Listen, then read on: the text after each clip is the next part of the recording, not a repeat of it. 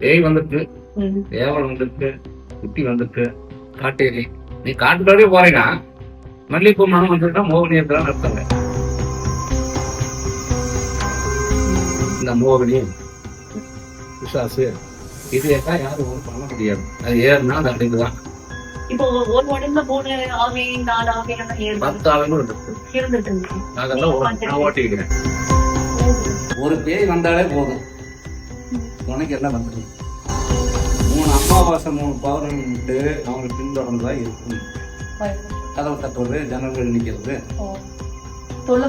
அந்த மாதிரி வந்து பயப்படுத்து. நீ பயந்தினா மறுபடியும் வந்து எரிக்கணும்னு பாருங்க. பொழுது சவுண்டு ஓட்டு ஓட்டு சுற்றி ஓடியாரு, இந்த சவுண்ட் எல்லாம் வருது. அப்புறம் கதவை தட்டுற மாதிரி இருக்கு, கூப்பிடுற மாதிரி இருக்கு.